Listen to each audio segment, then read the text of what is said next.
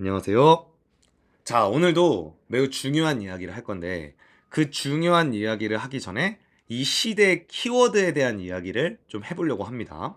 자, 이 시대가 많은 위기를 맞이하고 있지만, 저는 그 가운데에도 이 키워드를 무기력과 방황, 여기에 있다고 생각합니다. 뭐, 코로나나 전염병이나 불황, 뭐 이런 것 때문에 여러 이유로 무기력이나 방황이 찾아온 게 사실이에요. 그런데 이걸 개별적으로 보게 된다면 이 무기력과 방황도 어떠한 결핍으로 인함인데, 전 이 결핍을 열정과 방향의 결핍이다라고 보고 싶어요. 물론 내가 열정과 방향이 명확할지라도 체력적인 문제나 여러 가지 불가피한 고난, 사건 때문에 무기력이 찾아올 수도 있어요. 그런데 특별히 20대나 30대, 물론 꼭 나이에 국한되지 않지만 청년들 중심으로 찾아오는 무기력과 방황이라는 것은 보통은 열정과 방향이 부재해서 찾아오는 경우가 있는 것 같아요. 특별히 방황이라는 게 매우 중요하다고 생각하는데, 저도 예전에 청년 시절, 물론 지금도 청년이지만 왜 방황했을까를 생각해 보니까 방향이 없어서 방황했을 때가 많았어요. 발음이 비슷하죠? 방향이 없어서 방황했다. 무슨 말이냐면 내가 어떠한 방향으로 가야 될지를 모르겠는 거죠. 다른 말로 표현하면 왜 살아야 하는가? 왜 공부해야 하는가? 왜 열정을 다해야 되는가? 이 왜라는 질문에 답을 못했던 거예요. 여러분이 무언가 열심히 하고 있다면 왜라는 질문을 꼭 던지셔야 됩니다. 왜냐하면 왜라는 질문에 답을 할 수 있을 만큼 스스로 방황이 딱 납득돼 있지 않는다면요, 위기 때 넘어지기가 쉽더라는 거죠. 어려움이 찾아올 때에도 내가 열정적으로 계속 사력을 다하기가 힘들어요. 분위기 또는 전체적인 긍정적인 어떤 분위기가 조성되어 있을 때에는 열정을 다할 수 있어요. 또는 내가 컨디션이 좋을 때는. 그런데 정말 엘리야가 로뎀 나무라는 그 어려운 환경, 외로운 환경에 처했을 때에도 열정과 힘을 다하려면 내가 왜 이것을 하고 있는가, 어떠한 방향으로 가고 있는가에 대한 정리가 되어 있어야 되는데, 그러한 방향이 정리가 되어 있지 않으면 열정이 지속되기 어렵더라는 거죠.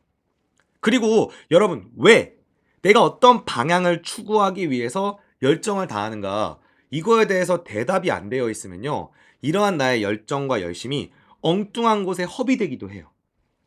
조금 더 심하게는 나쁜 목적으로 악용될 수도 있겠죠. 잘 생각해 보셔야 됩니다.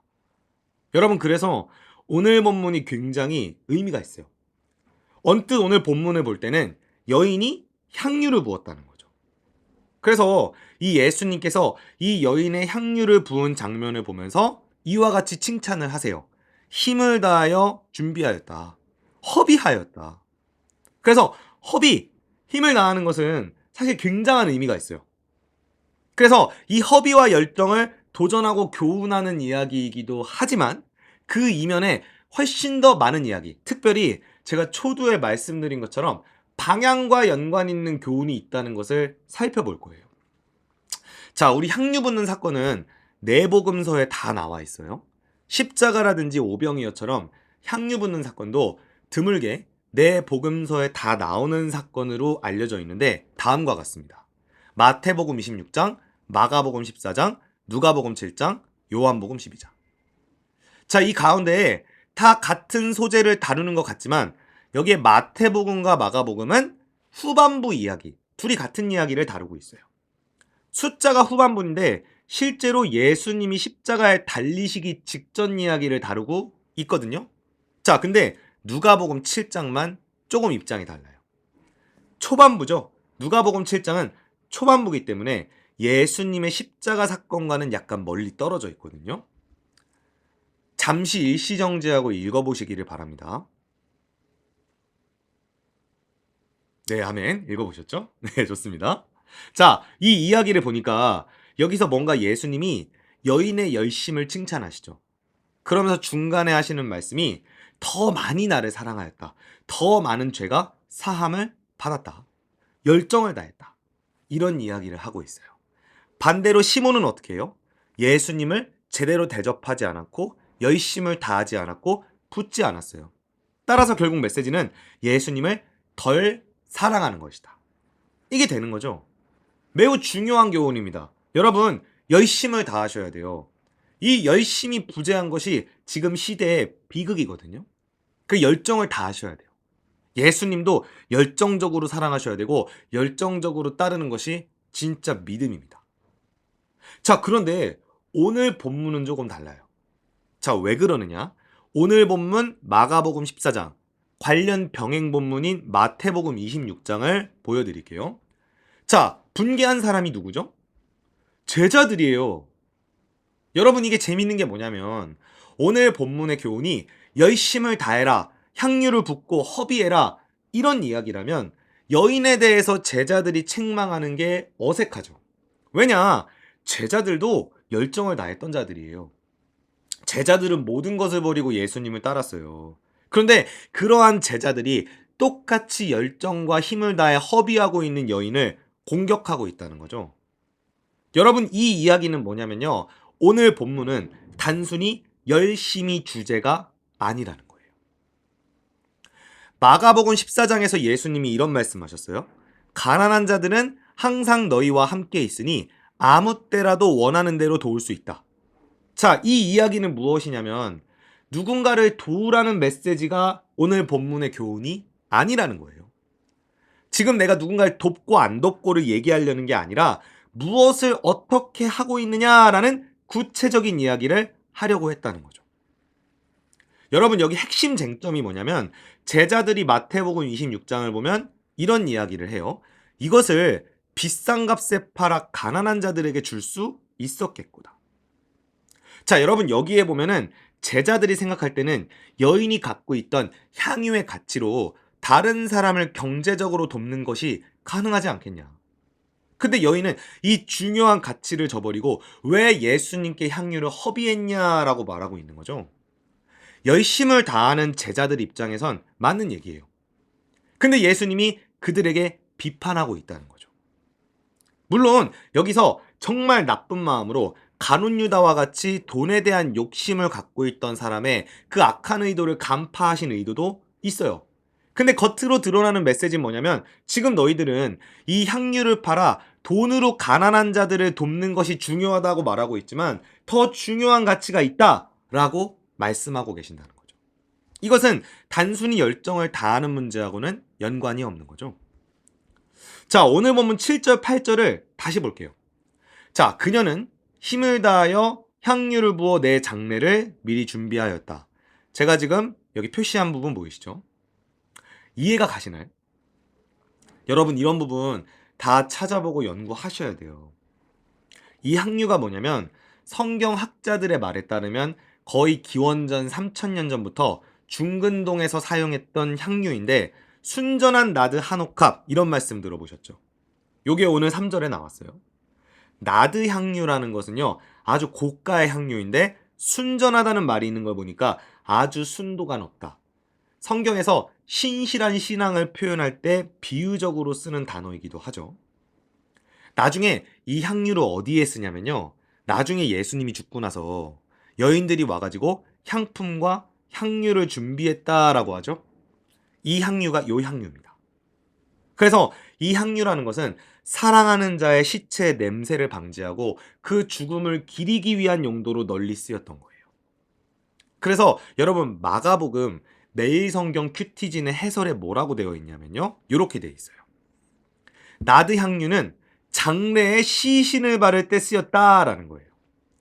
그럼 여인이 지금 예수님에게 향유를 부었다는 게 무엇을 상징하는 것이냐? 쉽게 말해서 예수님은 죽으실 분이다라고 선포했다는 거예요. 굉장히 망측하지 않습니까? 당신은 죽는다.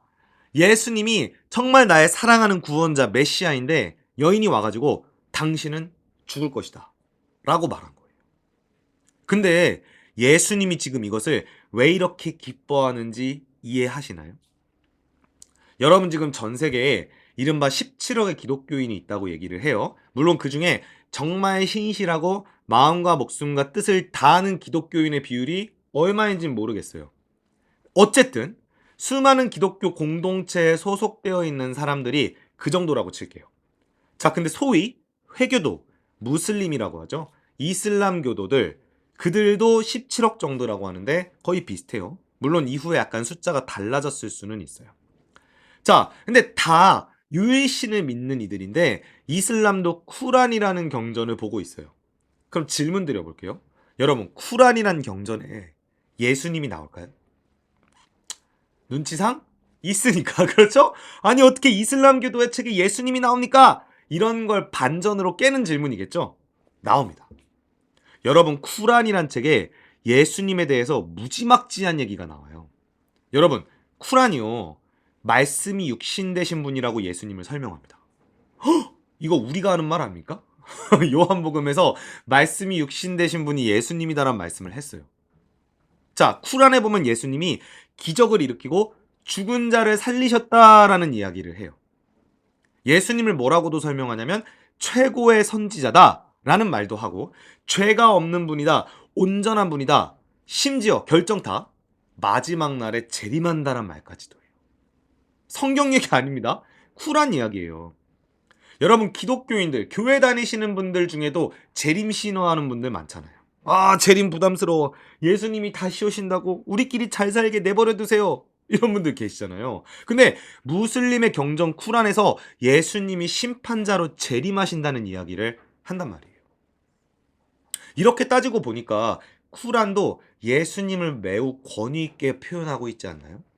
그렇게 되면 이슬람교도나 기독교인들의 거리가 그다지 멀지 않을 수 있다고 생각할 수 있죠. 자, 그런데 이 무슬림들의 쿠란이 성경의 기독교 예수님과 결정적으로 다른 것이 무엇이냐? 바로 이겁니다. 십자가. 무슬림들은요, 십자가에 죽은 예수님을 인정하지 않아요. 포인트는 간단해요. 어떻게 신이 죽을 수 있느냐? 여러분, 이게 중요한 포인트입니다. 가장 세상에 가치 있는 것은 죽는다라는 걸 인정하는 것이 기독교의 믿음이에요. 여러분, 십자가의 죽음이라는 게 무엇을 목적하고 있냐면 아시는 분은 들어보셨을 거예요. 바로 대속을 목적으로 합니다. 여러분, 대속이란 말은 사실 뭐 주석이나 성경 해설집 찾을 필요도 없어요. 사전에 나옵니다. 뭐라고 되어 있나요? 이거 일반 사전이에요? 일반 사전이 되게 은혜롭죠? 1번에 보니까 예수님이 십자가의 보혈로 인류의 죄를 대신 씻어 구원한 일이다 라고 설명해요. 자, 여기에 대속이라는 게 뭐냐면 속죄를 대신했다. 2번에 있죠. 그 속죄를 대신한 것을 예수님의 십자가 한정으로 표현한 게 1번의 주석이거든요. 자, 근데 여기에서 죄의 대가를 대신 당한다. 이것이 무엇인가요? 바로 복음 아닙니까? 여러분, 이게 복음이에요. 예수님이 이 땅에 오신 이유가 복음을 성취하러 오셨거든요. 그 복음을 성취하는 제일 중요한 통로는 죽음이었어요. 십자가에 죽으시는 게 구원을 완성하는 건데요. 문제는 십자가의 죽음을 사람들이 좋아할까요? 싫어할까요? 여러분 어떠신가요? 아, 당연히 십자가가 은혜롭죠. 교회에서 배우셨죠. 근데 여러분, 사실 정말 십자가 지는 삶을 인정하세요?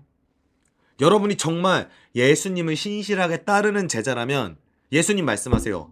자기 십자가를 지고 나를 따를 것이다.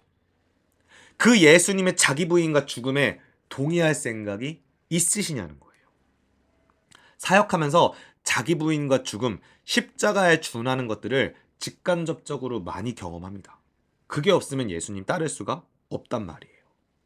근데 많은 사람들이 예수님의 죽음, 십자가의 희생을 싫어해요. 그래서 그 당시에 제자들을 비롯해서 열성 분자들, 예수님을 따르려 했던 수많은 자들이 예수님에게 원했던 거는요, 이스라엘이 로마로부터 독립하여서 예전의 영광을 회복하는 거였어요.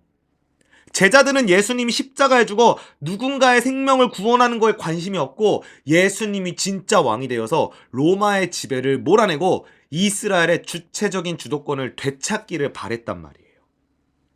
자, 그래서 가장 열심 제자 중에 한 명이었던 베드로가 예수님의 십자가에 대한 선포를 듣고 나서 마태복음 16장에서 뭐라고 했습니까? 주여, 그리 마옵소서. 그럼 예수님 여기에 대해서 아유, 베드로야, 내가 너의 마음을 이해한다. 죽음이라는 게 어렵지. 이렇게 말씀하지 않으세요. 뭐라고 하십니까? 사탄아, 내 뒤로 물러가라. 여러분, 사탄이란 소리를 들을 만큼 십자가와 그 죽음이라는 메시지가 가려지는 것을 예수님이 절대로 용납하지 않으세요. 여러분 정말 예수님을 진짜 믿고 따르고 싶으시면 예수님의 십자가의 죽음의 가치를 여러분이 마음과 몸과 삶으로 받아들이셔야 돼요. 다른 복음서를 볼까요? 요한복음 12장, 지금 매일 성경이 요한복음 12장을 이제 곧 나올 건데 여기에 보니까 향유 냄새가 가득했다라고 돼 있어요. 꼭 한번 말씀들은 일시정지하시고 묵상을 해보세요. 여기에 가득했다란 표현이 뭐냐면요, 이게 플레로 꽉 채우다, 가득 차다 이런 뜻이에요. 여인이 지금 뭐 한 거냐면요, 쉽게 표현해서 이분은 죽을 뿐이다 라고 온 방에 가득 차게 나타낸 거와 똑같아요.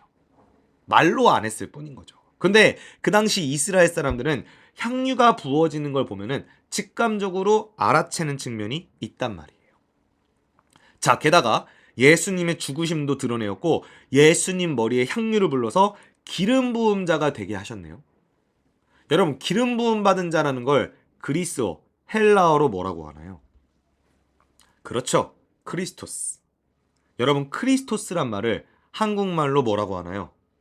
한국말이라기보다는 음역된 말이죠. 뭐라고 합니까? 그리스도요. 지금 여인이 뭘 한 거냐면요, 이분이 우리의 죄를 짊어지고 대신 돌아가시기 위해 이 땅에 오신 우리 주 예수 그리스도다라고 선포한 거예요. 그럼 제가 여러분께 여쭤볼게요. 여러분이 재정과 힘이 있는데 여러분은 재정과 힘을 가지고 세상의 사람들을 구제하거나 그냥 베푸는 데 쓰시겠어요? 아니면 이것으로 예수가 그리스도이심을 선포하는 데 사용하시겠어요? 물론 여러분, 구제라는 게 무조건 나쁘지 않아요. 성경, 특별히 서신서나 사도행전 이런 곳에서는 활발한 구제 활동이 드러나고 있어요. 문제는 무엇이 메인이고 무엇이 목적이냐가 중요한 거죠.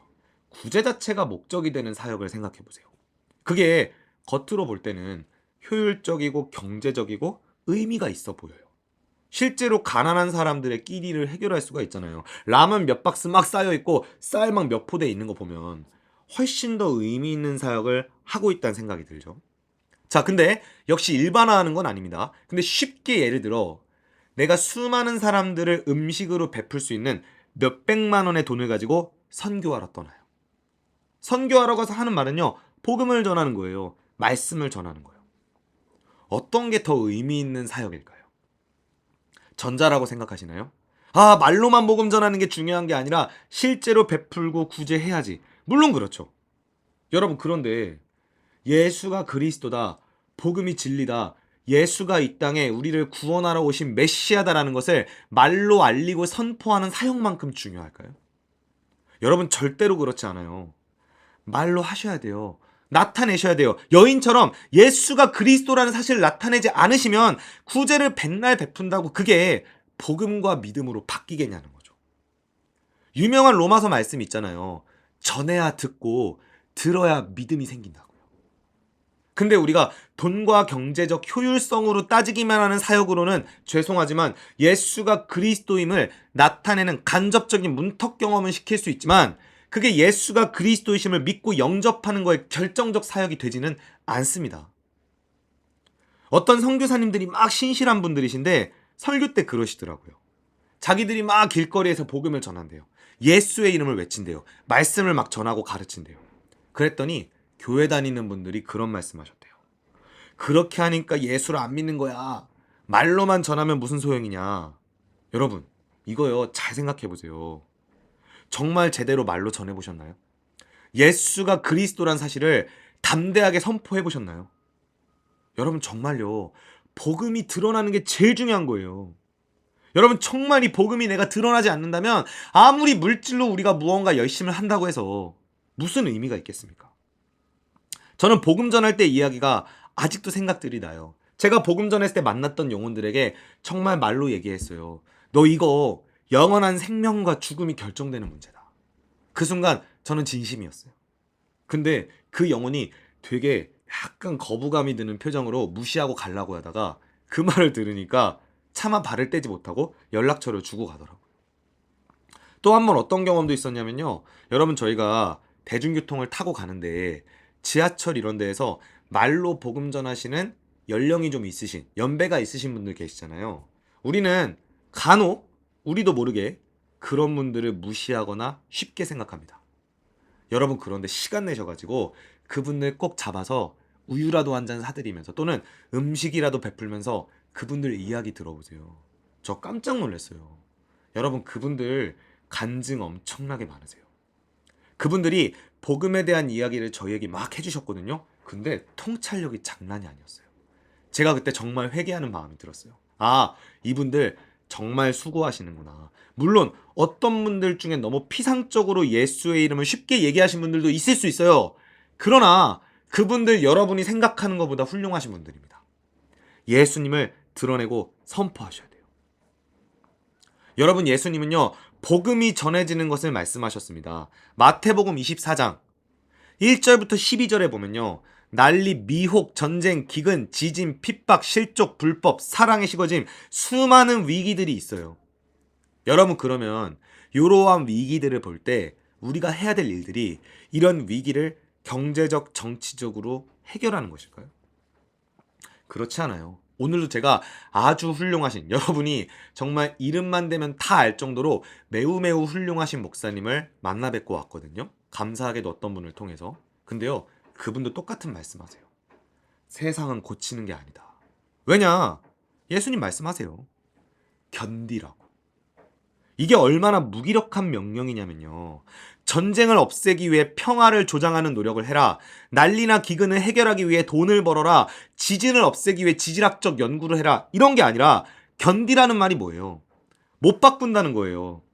여러분 성경은 적어도 그렇게 말하고 있어요. 만약에 전쟁과 지진을 없앨 수 있었다면 저도 진작 지진과 전쟁을 없애는 것을 위해 열심을 다했겠죠. 근데 예수님은 정확히 무엇을 해야 될지 말씀하세요. 견뎌라. 지금 이 어려운 시대는요. 견디라고 주어진 겁니다. 물질을 벌어 사람들을 막 구제하고 경제적으로 뭔가 옳은 일을 하고 좋은데요. 그게 목적은 아니라는 거예요. 예수님은 뭐라고 말씀하십니까? 이 천국 복음이 모든 민족에게 증언되기 위하여 온 세상에 전파되리니 그제야 끝이 오리라. 아멘. 예수님은 말세의 징조를 말씀하시면서 복음이 모든 민족에게 증언될 것이다라고 말씀하세요. 여러분 그렇다면 지각을 가지고 상식이 있다면 우리는 이 맥락 속에서 무엇을 하기 위해 열심을 다해야 합니까? 복음 전파죠. 당연한 겁니다. 여러분 복음 전파라는 목적을 두고 열정을 다하세요. 신앙생활 여러 가지 할 수 있다고 생각할 수 있어요. 그런데 복음 전파, 복음 증거, 예수가 그리스도이심을 말씀을 통해 나타낸다는 명확한 목적 없는 열심은요. 소진되다 끝나거나 좀 외람된 말씀입니다. 부수적인 데에 머물다가 허비될 수가 있다는 거죠. 그냥 뭔가 주어진 일들만 단순히 열심히 하는 피상적인 신앙으로 남을 수 있어요. 여러분 그래서 모든 분들이 다 복음을 증거하는 삶을 사셔야 됩니다. 성령이 모든 이들 만민에게 임하니 예언하고 환상을 보고 꿈을 꾼다. 그때 남종과 여종이 예언을 하게 된다. 영을 받는다고 하잖아요. 오직 성령이 임하시면 그리스도의 증인이 된다고 했어요. 여러분 복음 전하셔야 됩니다. 어떻게 전해야 합니까? 향유 한 옥합 얼마라고 돼 있나요? 300데나리온이요. 여러분 300데나리온 아까 봤던 매일성경 사진이죠? 1년치 연봉이요. 이걸 낮게 잡아도 오늘날 시세에 비추어서 2천만 원이라고 치면 이거 엄청난 금액이죠? 여러분 문제는요. 2천이든 3천이든 2억이든 내가 복음 증거하여 한 영을 구원할 수 있다. 왜 못 쓰겠습니까? 여러분 복음이 전파되는 일을 위해서는요. 무엇이든 허비해도 됩니다. 4절에서 뭐라고 했습니까? 어찌하여 허비하는가? 아니 네가 복음을 전하기 위해서 왜 안정적인 직장을 때려치냐? 왜 몇백만 원을 써서 거기까지 가야 되냐? 왜 그렇게 큰 돈과 큰 시간을 아깝게 쓰냐? 여러분 그게 맞다니까요. 지금 한국교회 나아가 세계교회가 회복해야 될 게 바로 이거예요. 열정 그리고 방향. 아까 말씀드렸죠. 중요한 건요. 열정. 내가 가진 에너지와 시간을 힘을 아까워하지 않고 쏟아붓는 거예요. 여인이 허비하듯이. 열정을 다하는 거죠. 더 사랑하고. 문제는 그것을 무엇을 위해서요? 복음이 전해지는 것을 위해서. 명확히 하셔야 됩니다. 여러분 제가 정말 약속드리고 보증하는데요.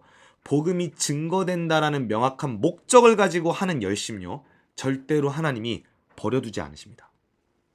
여인의 헌신은요, 비단 향유를 열심히 부었기 때문에 의미가 있는 것이 아니라 예수의 그리스도 되심, 그의 장래, 죽음, 그의 메시아 되심을 모든 곳에 나타냈기 때문에 의미가 있는 거예요. 여러분도 그렇게 예수가 그리스도이시며 그가 우리의 죄를 위해 십자가에 죽으셨다는 그 사실을 나타내기 위해서 모든 열방과 만민 가운데 열정을 다하시는 분들 되시기를 소원합니다. 구제 중요합니다. 오해하시면 안 돼요. 구제가 무의미하다는 게 아니에요. 그러나 목적이 되어서는 안 됩니다.